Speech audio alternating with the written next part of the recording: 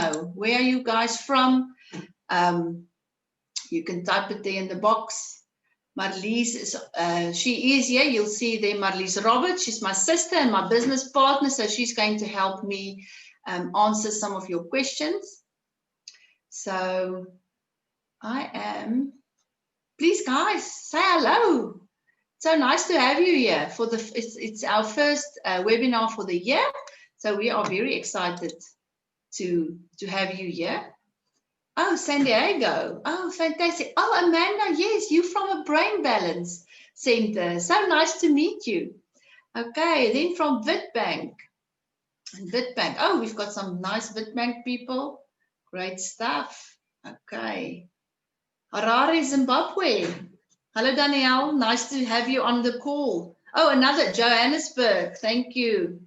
Thank you, guys. It's always nice if people talk to me back.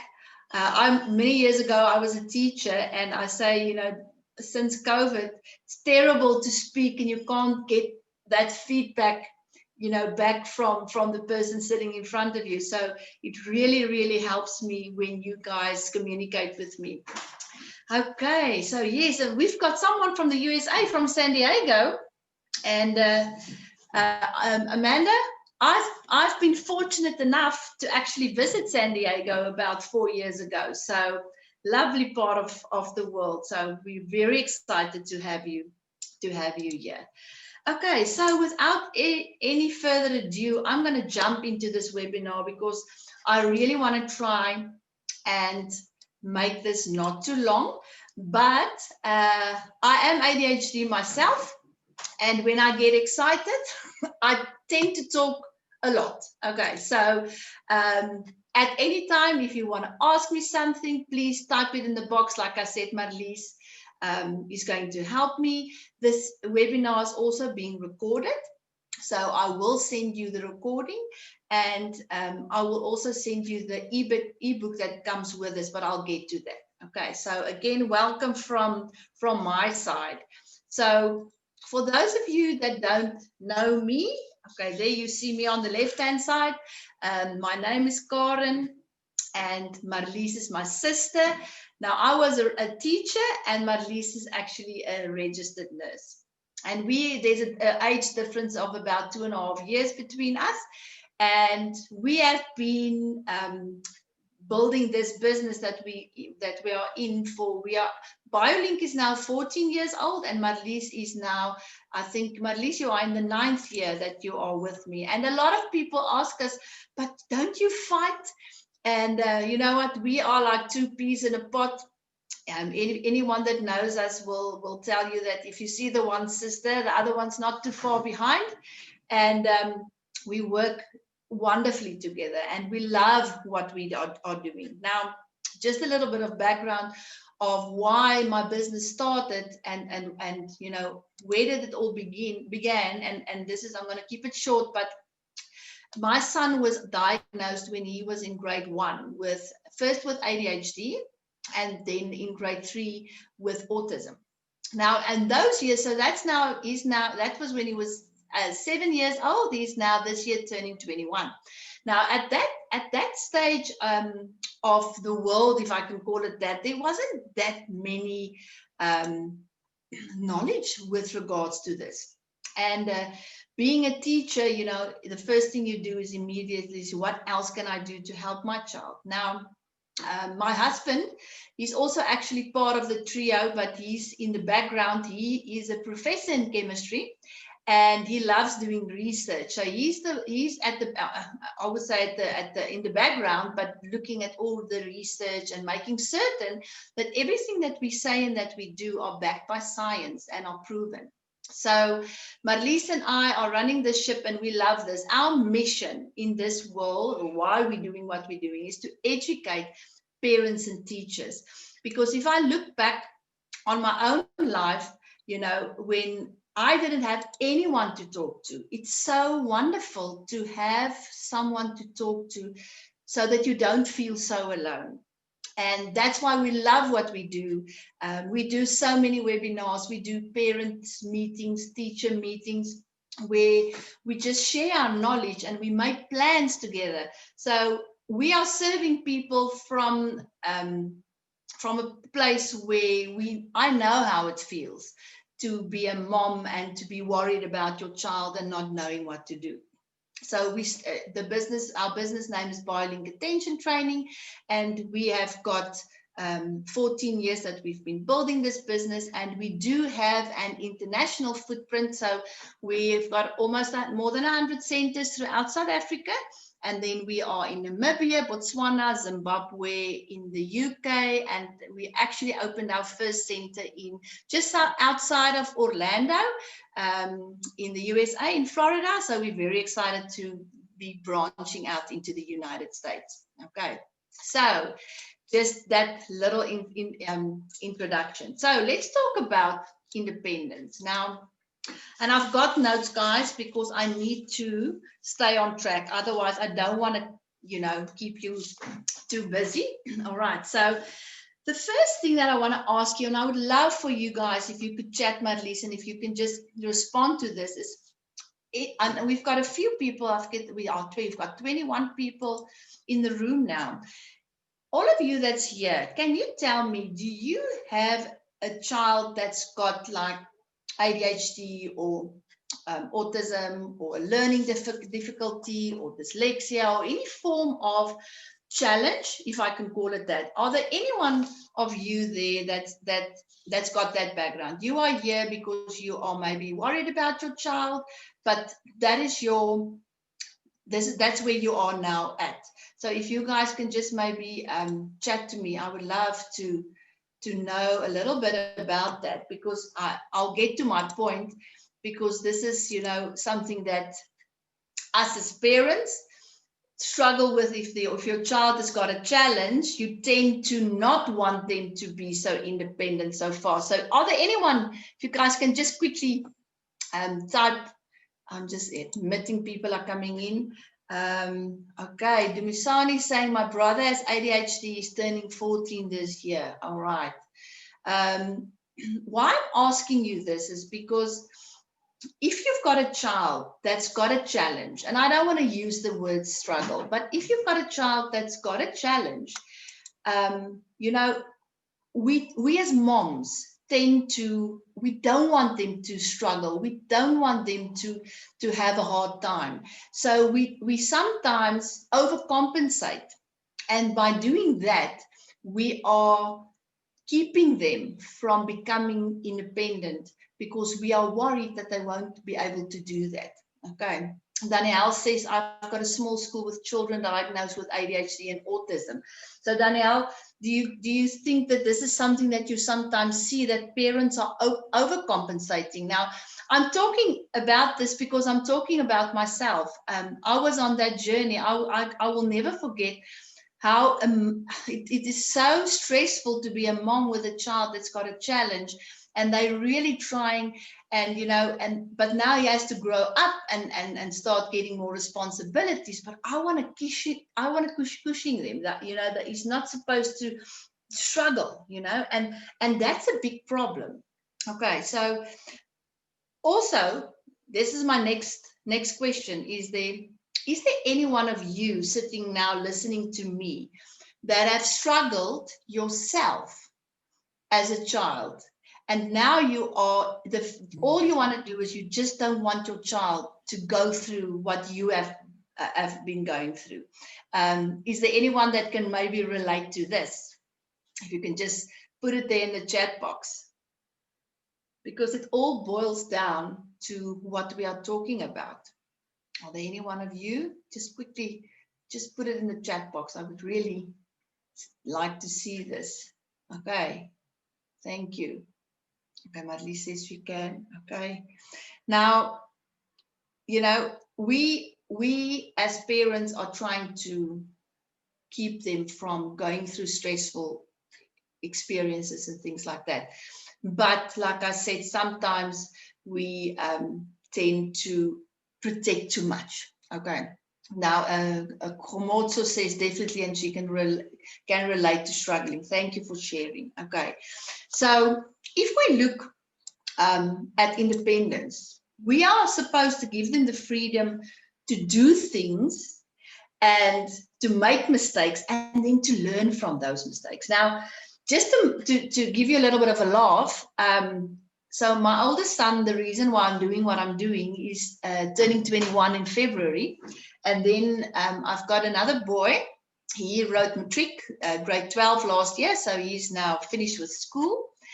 But then when I was 41 years old, and I'm giving away my age now, I had a baby, another baby, and he is now this year in grade 3. So, you know, having a smaller child, me as a parent looking back, I can look back at my life and see all the mistakes I did, and I'm really trying, and I'm seeing how I can, you know, rectify it in a sense with my third son, because I am teaching him and giving him wings, if I can call it that, just because I've got the knowledge that I do have. And we need to, you know, give them the opportunity to make mistakes and to struggle.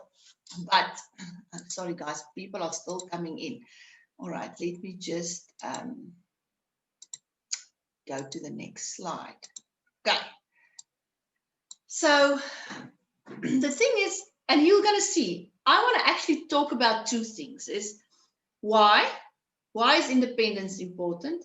And number two, what do I do? Where do I start teaching them? How do I do that? That's actually the only two questions I want to answer. But as they grow up, you know, we give them certain things to do, and they need to understand that what we are expecting of them and what we want them to do is not a punishment. Now, I want to tell you, last year, when my son that wrote matric, they obviously didn't go to school. So some of his orals he had to do via his phone. So they did a video recording, and then he had to send this video recording to the teacher. But he's very independent. He does his own thing. As he was doing this video recording it was something with regards to COVID, I just heard him saying that he hates unpacking. He hates COVID because he hates unpacking and putting dishes into the dishwasher. So he was feeling that the job that I gave him was like a punishment. He hated it. And we don't want them to feel that way. All right. So what we want to do is create a scenario and see situations in their lives and nudge them in the direction of getting to a problem and then solving that problem. Okay, so we want them to actually, in a sense, struggle, because one thing that I can tell you that we see so often is that children can't problem solve. So if there's anyone that wants to, maybe someone that's, you know, in teaching or, you know, doing extra tutoring work, things like that, is that children, they don't want to struggle, they don't like struggling, you know. So we need to nudge them in the right direction, but we need to give them that freedom and actually push them to be able, you know, to solve those problems. Okay, so what do we do? And we all do this, and this is so nice because we can really relate to each other. We are parenting just to get through the day. Okay, so what does that mean? That means we are always in a hurry. I don't know if you guys feel the same. We're always in a hurry. There's always a deadline with work. There's always, you've got other children. You've got maybe a extra business, a side business. And we parent just to get all those lists ticked. And we parent just to get through that day, to do the things that's supposed to happen today. And now what happens is that we don't think what happens long term. And then, because, you know, it's easier to do something for your child than to sit for half an hour until he can actually, or she can actually figure out what to do. Can you guys relate to this? Because, I mean, this is me. I mean, I can absolutely, I'm not preaching, I'm talking about myself. Do you guys see this and feel this as well? So see this. Okay. So we and I mean, what we feel is, okay, so it's everyone, we are saying this now, everyone is doing this. So is it so bad, But it is actually, in a sense, because you know what? We are not going to give them that opportunity to struggle, but to get something right and then get that self-confidence. Okay, and I want to actually give you an example, and I'll tell you the example now. But something else that happens is poor self-esteem, and like I said, they can't solve any problems. That for me is the biggest one. Okay, now I've got a mom that came to me last year, and she's a perfectionist, and you know how it is, how you are. Sometimes your children are totally the opposite. So she's one of those moms. Now this little boy was in grade 1 last year, so it was grade 1. And she said, when they have to do orals and things like that, she does everything. She does the cutting out, she does the pasting, because he just can't worry. If she would leave it to him, it would be skew and maybe papers lost or papers on top of each other, and she can't do that. And I told her, but listen, you need to give him the opportunity to do this on his own, because that's the only way he's going to grow. And she said, and she's very teachable, and she said, okay, she's going to try this. And she actually came back and she said, this was the most nerve-wracking thing that she had to do, because she had to make like a poster. She says, and everything was skewed. The papers were turned, not straight. It was just absolute chaos. Excuse me. She says, and all she wanted to do is do this from the start. But he was loving it, that his mom was leaving him to do it on his own. And she said to me, even though she had 7.5 heart attacks, he came back with so much more self-confidence. Okay, so we need to, give them that opportunity to do something that's not perfect. Okay, now, so don't feel guilty. I mean, we all do it. We are all in the same boat. Yeah, it's something that's fixable. And what you then can do is, that's what we want to work towards, is to have a child that's on their own. They can make decisions, they are confident, and they know what to do. Okay, so let's go and let's see what are some of the, so I said here tips for teaching, because we are moms and we are all now teachers as well. So this is actually relevant, whether school, if you're a teacher, but also at home, where we are all now teachers, moms. Okay, so I just want to make certain that I don't skip something. So let's look at ways. There are tips for doing this. Okay, so the first one is to give notice. So it's that one. So we have to give notice. Okay, so, and I'm a firm believer of this, and I did this with my little boy when he was in grade 2 last year, when we had to homeschool. I told him, you need to know that we have to do our 2 languages and maths. And I said to him, okay, this is our timetable. This is how we're going to structure this. When do you want to do the work? Because I wanted him to be part of the process of him making a decision. Because if he made the decision to do maths between 10 and 11, when 10 o'clock came, it was his choice, and he had to now be accountable for doing that. So I never ever had any issues doing homework with him, because I made him part of that. I told him, this is what's going to happen. Now you give me your input. So giving notice, meaning, make them part of the process of making that decisions and going forward, and talking to them and say, what do you think we should do here? What do you think we can do there? Okay, so that's the first one. And then identifying opportunities is to think, if you in your day, when is something happening that's actually a learning possibility or opportunity. Maybe something like, Mom, I can't reach the glasses. To not go and give him the glass because you're on your phone, to say, but what's the plan? Give them, see things that happens in your house with instead of doing, if they ask something, just doing it, stopping and thinking, okay, is this maybe an opportunity where you can learn? And then let him make the plan. Okay, so we want to do that. The third one is to target priorities. Now, this one really, this works so well, and I'm going to give you some tips what you can do here.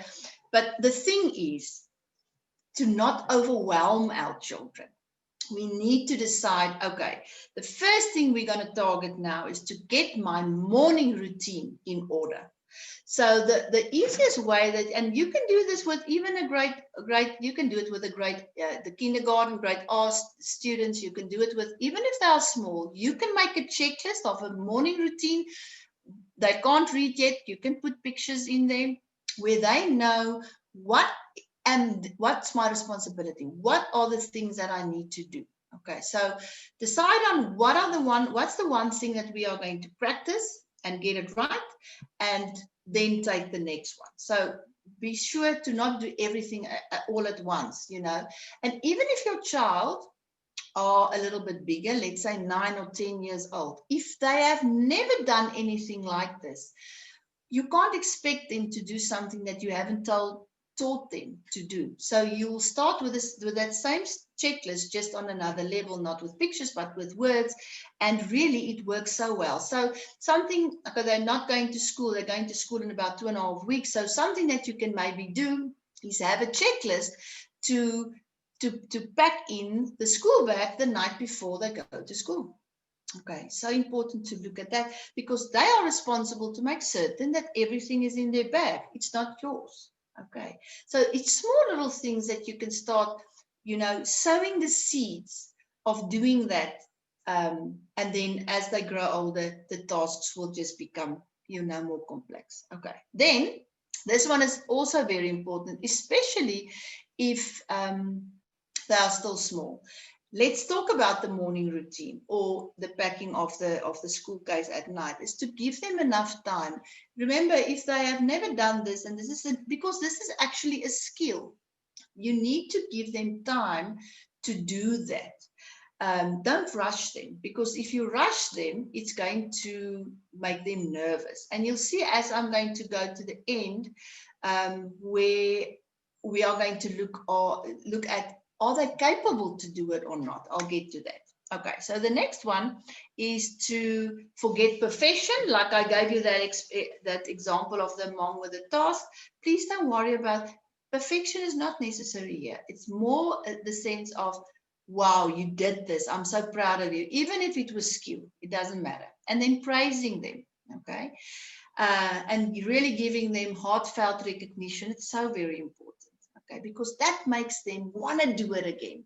I want to try. So now my mom gave me independence to do A, so I wonder if she's going to give me independence to do B, you know, so they get that courage because of the recognition that they are getting.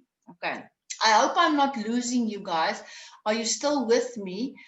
Can you guys relate with what I'm talking about? Are you guys still there?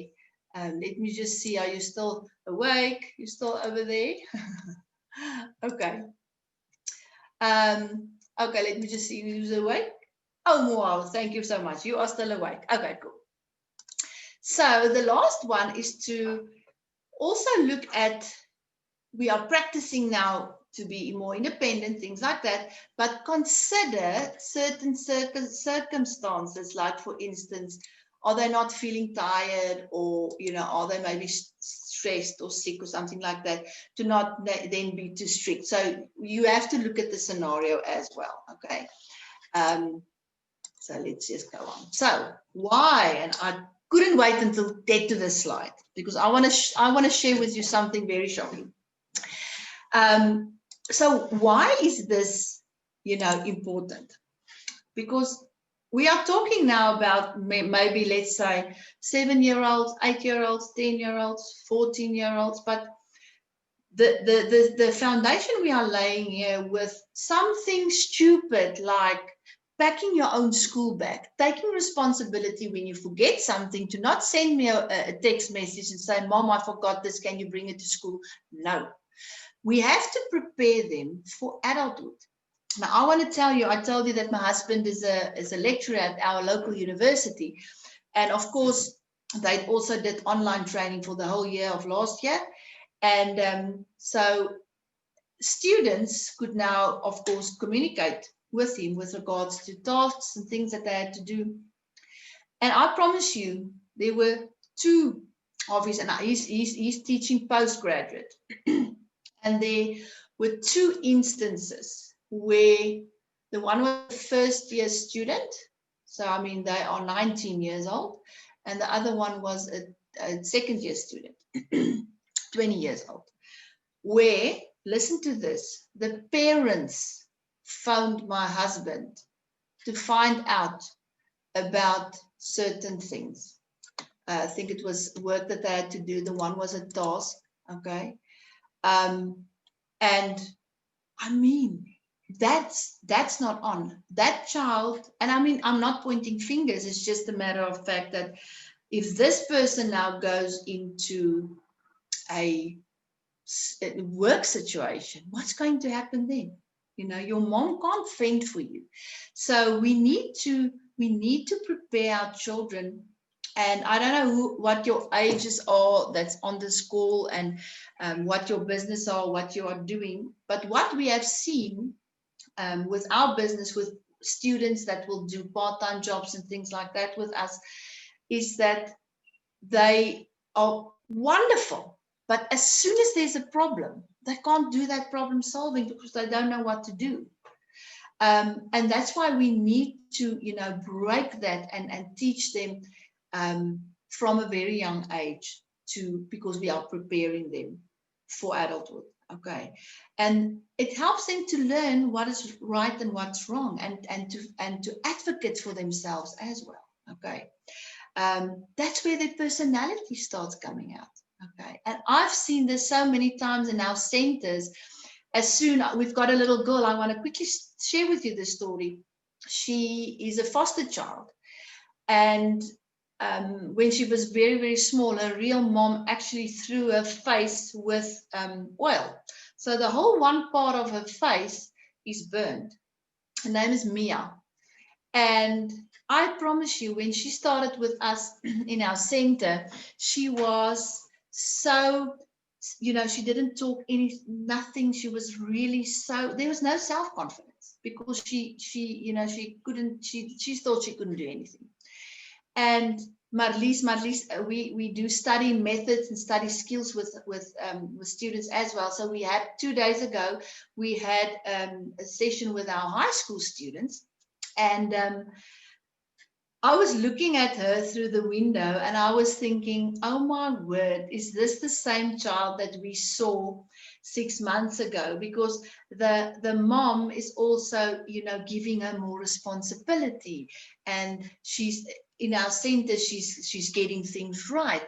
So all of a sudden, because of that self-confidence, this real personality is coming out, and that's awesome. Okay.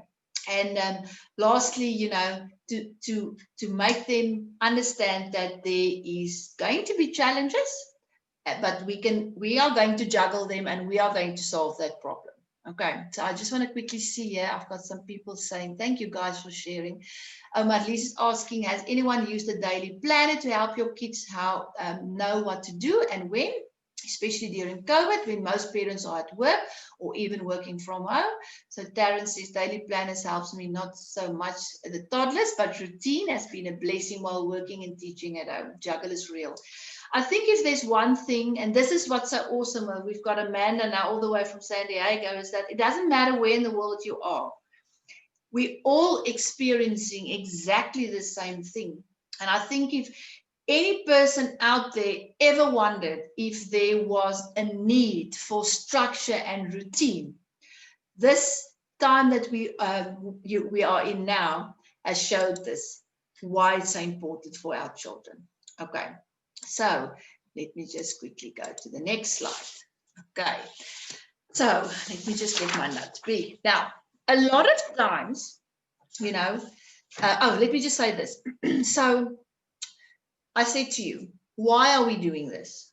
Why do we want to teach them independence? Because we want to raise children that are going to be able to fend for themselves, stand up for themselves.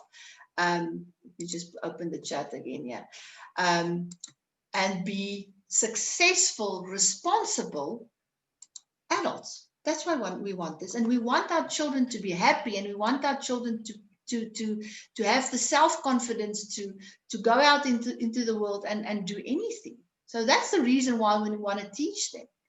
Now, how do we teach them? We teach them from a very young age, and it starts with, and this is what we use is to, and if you guys want to, I've got checklist templates that I can email to you. You can just quickly in the chat tell me if you would like that. So I've got checklist that's already made for morning routines, afternoon routines, evening routines. So it's just a template with some ideas, but then also empty ones that you can fill in yourself. A checklist for packing the school bag, you know, things like that. So if you guys want to, we can email that to you as well, because we want them to have that structure. And if they've got this little list and that their list is up on their wall or wherever, and they can tick it, it gives them that sense of, I'm getting this right, Mom, I can do it on my own, I don't need you anymore. Okay. So everyone is saying yes, so don't worry. The email that you have registered with, we will send the recording, and I'll tell you now about the ebook that I'm going to give you, and the checklist. I'll send all of that for you. Okay. Now, I want to just stress this, and I'm going to send you an email. I'm going to go out of my presentation just real quick. I want to quickly show you what I'm going to send you. I've got it open here. I just want to share my screen quickly. So this is an ebook that I made. It's only 11 pages long, so it's not too long. About independence, and you'll see I've bundled it into 5-year-olds, 6-year-olds. So I went up to our teenagers. But what I want you to see over here is that a lot of parents ask us about what chores, and I know if you go onto Pinterest, there's so many chores and things that you can download.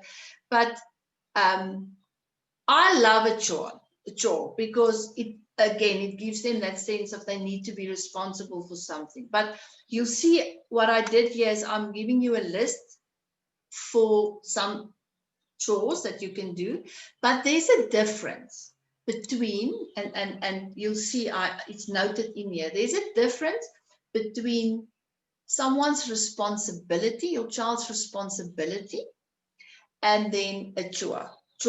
Okay, so you'll see making your bed, things like that, that's your responsibility. Picking up your clothes from the floor is a responsibility. It's not a chore. You're not going to get rewarded for that because you're supposed to do that. So I'm going to email you this notes, the ebook as well, so that you can have a look. So just gives you a little bit more ideas of what you can do.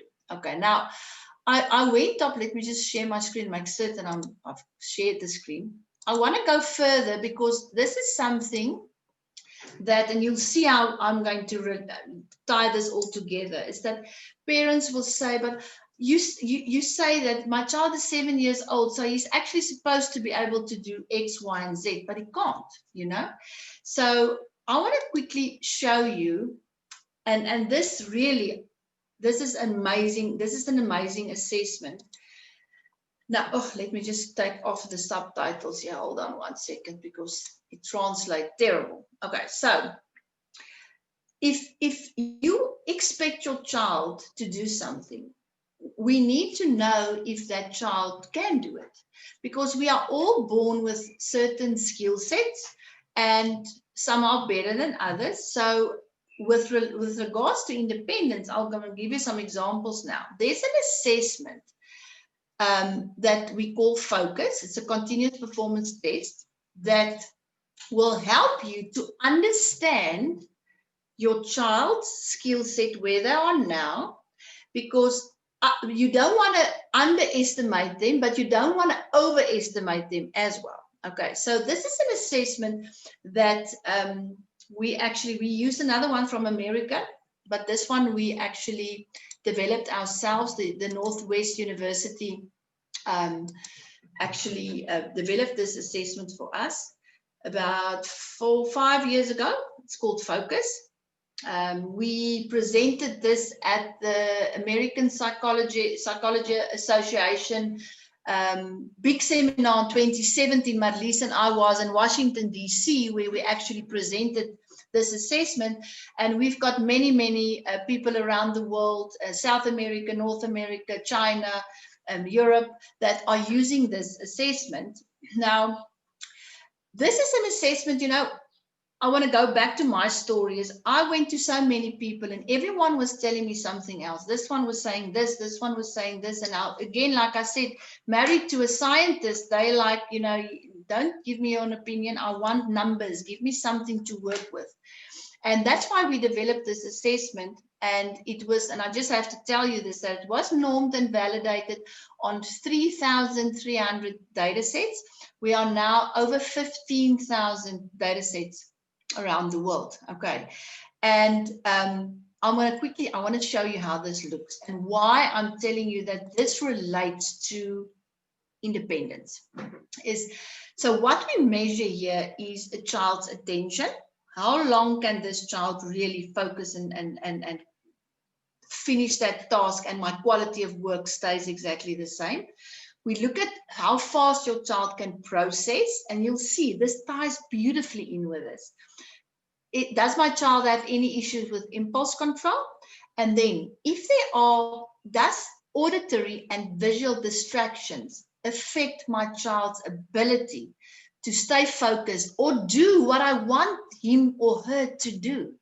So up to date now that we have knowledge of, we are the only company in the world that actually has an assessment where there are visual and auditory distractions built into the assessment.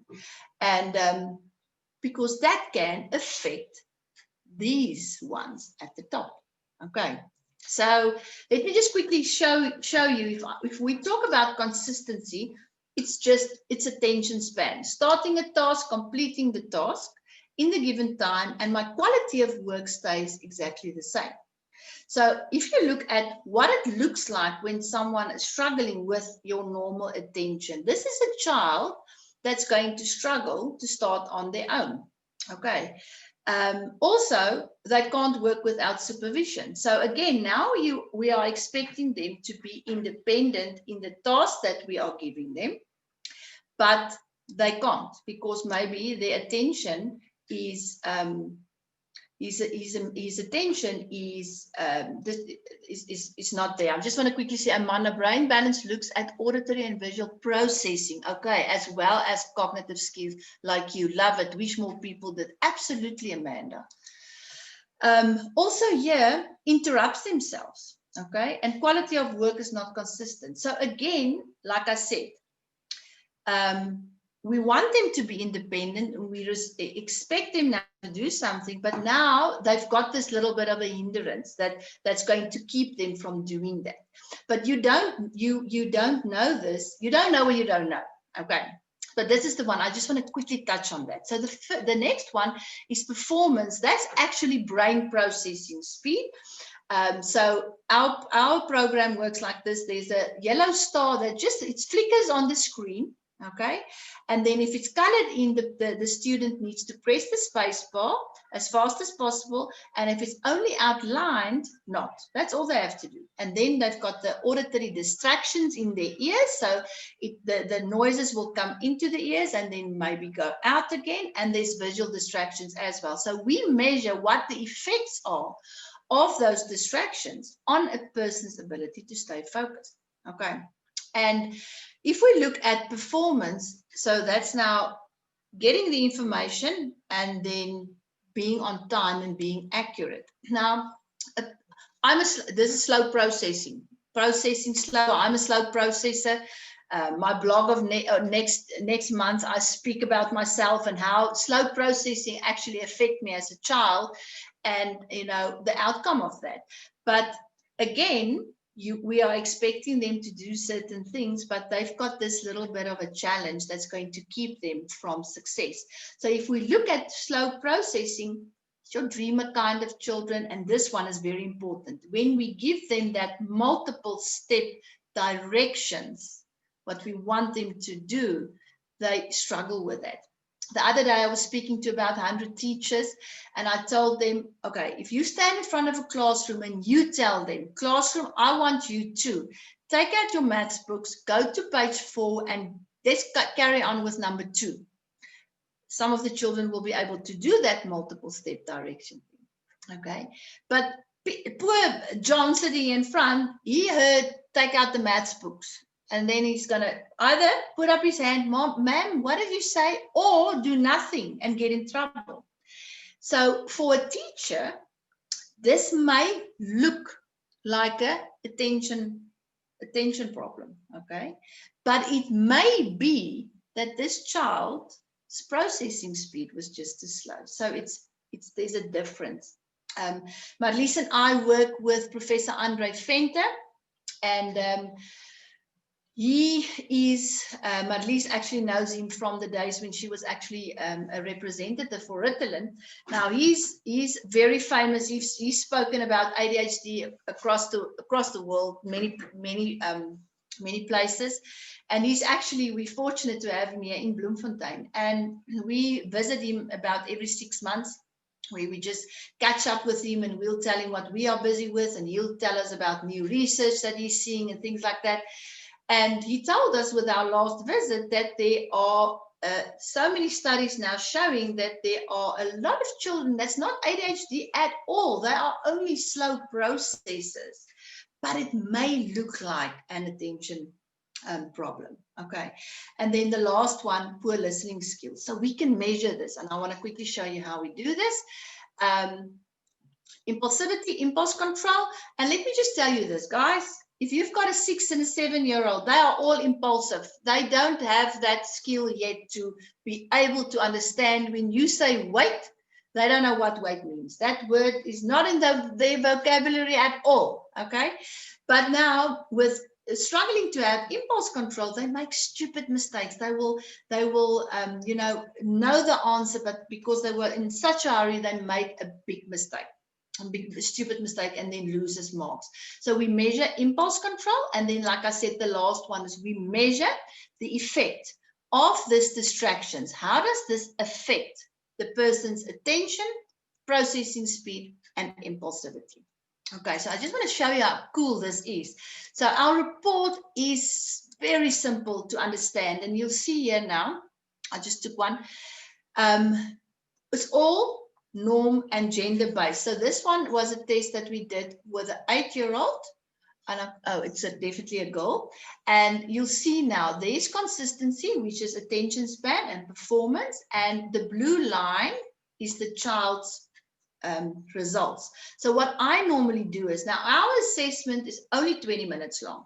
So what I do normally then is I take the percentage and work out 72% of 20 minutes is about 15 minutes. So I can show a parent that, okay, you want him to clean his room or any task that you are giving him.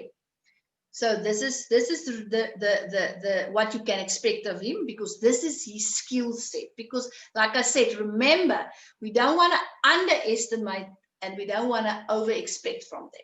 Okay, so I just want to quickly show you so I can see, because we want the score to be higher. This is performance, slow processor. So now certain things make sense to parents.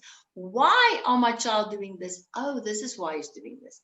So I just want to quickly show you, this is how the report looks like. Okay, so that we want to go to that side, impulse control. We want to go to the opposite side, and then the distraction. So I just wanted to quickly show you this. Okay, so from the results, what we get is you get that objective loop, and we can measure them against their peers. And I talk about aha moment because so many parents sit there and they always have 1 or 2 or 3 aha moments where everything just makes absolute sense. Okay, and then this helps you to make informed decisions on what can I do at home. We've got so many teachers using this in their classrooms. Okay, how can I incorporate this with already what I'm doing? We've got tutoring centers using this. So this is just another input that can help you to look at the bigger picture. Okay, so I just wanted to show you. So I will send you that ebook at tomorrow as well. Okay, so now I am open for questions. I know there was a lot of chats, Marlies. I'm sure, I don't know if you want to put on your microphone, but I know you guys did speak there. Okay, let me just go back a little bit and you guys can think about your questions so long. Kelsey says, my oldest did dimension testing at Boiling and Witbank. Okay, great. And then Kelsey, the results of the focus assessment is 100% objective. Okay, she's asking, I'm interested in the testing. I don't think my child has ADHD, but he processes slow. Exactly. And like I said, it's so awesome to be able to just, and you know what I like? Remember, I've got an autistic child, right? And if you tell an autistic child, you know, behavior is the biggest thing there. And this is so nice because there's no person involved that if they are scared, you know, things like that, you know, it's going to have an impact on the results. They don't have to read anything. They don't have to do maths. There's really nothing expected of them. It's very boring. We want to give them this boring assessment because that's how we are going to see, okay, there's no stress. This is how they look when they are going to be in a situation where there is really nothing happening. How can my child then, you know, perform? Okay. Any questions? Okay, how do you make sure they follow the instructions without supervision? Okay, so that's now why it's important, Mual, is that if you do understand your child's skill set, and let's say, for instance, that they are maybe processing a little bit slow, I would say to definitely have that visual checklist, and then make it that they can tick it off. And remember, it depends on how old they are, but don't think they can just miraculously do this, okay? Make certain that they do understand what you are saying.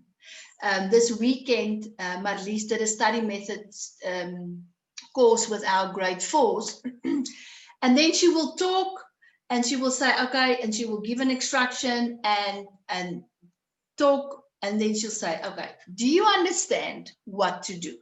Okay, and then they will all say, yes, we do understand. And then if she goes back and say, okay, tell me, what are you supposed to do? And then they're like, okay, they think, they're not lying, they think they know, but they sometimes just don't know where to start. And that's why that visual prompt is really going to help them. Okay. Darren says, thank you, enjoyed this bed and bath time. Look forward to the further emails. Good evening. Okay, Darren, thank you so much.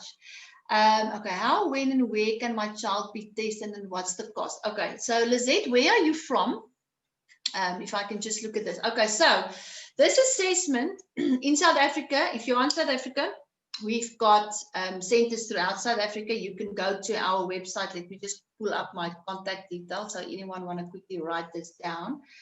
Don't do that number. I have to change that one. That's my husband's number. He's terrible with a phone call. So this is my number, and I'm going to quickly type in Marlies's number here as well.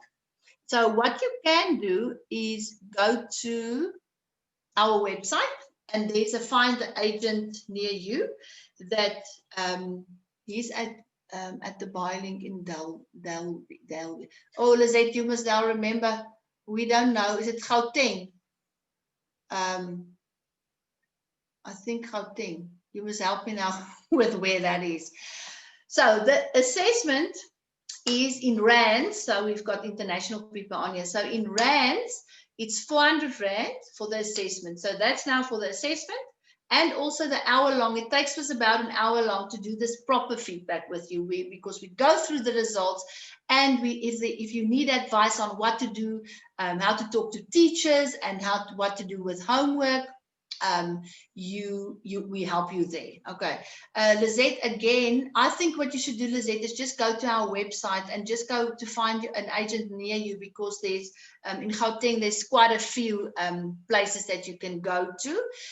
Now, if you are not in a place where there is a center, okay, I can test you.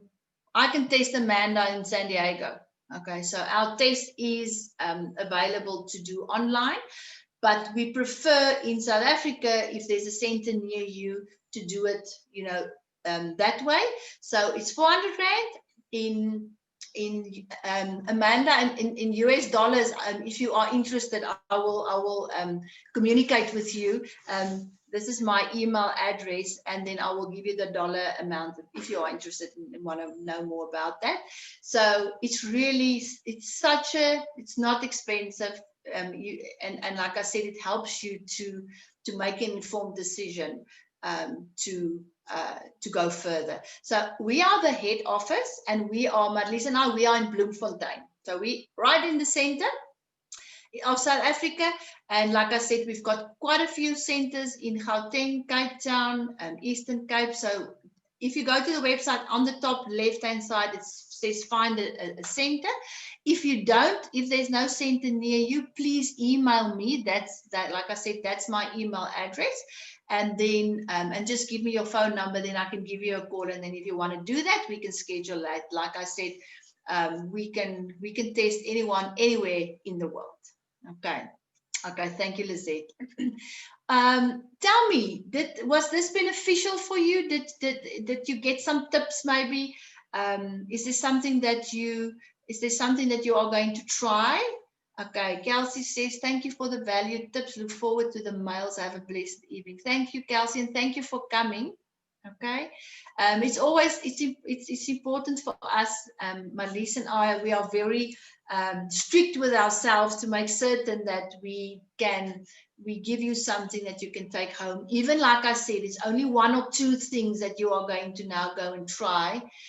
So I hope you have benefited from this webinar. Okay. And that's my story. Let me just see. I think I am on my time. Yes, I did it under my hour. Okay. Lizette, yes, lots of tips received. Thank you to you all. Okay, great stuff. Thank you, guys. And thank you so much for attending. Like I said, look out tomorrow. You will be getting the recording of this webinar. You're going to get this ebook, and then I will add those checklists. And please, guys, if there's anything that you want to ask, or if there's you just need to talk, you just email us. We schedule a quick Zoom call, and we are more than welcome. We love, Marlies and I love talking to parents, and love giving you tips and tools that you can maybe go try and implement at your house. Okay, wow, thank you for the tips. Okay, great. So thank you so much. Oh, guys, thank you so much. And I hope you have a fantastic evening. And to Amanda, all the way from San Diego, thank you so much. It was awesome that you attended the webinar all the way from South Africa. So you guys need to have a great evening, and I'll speak to you soon. Bye.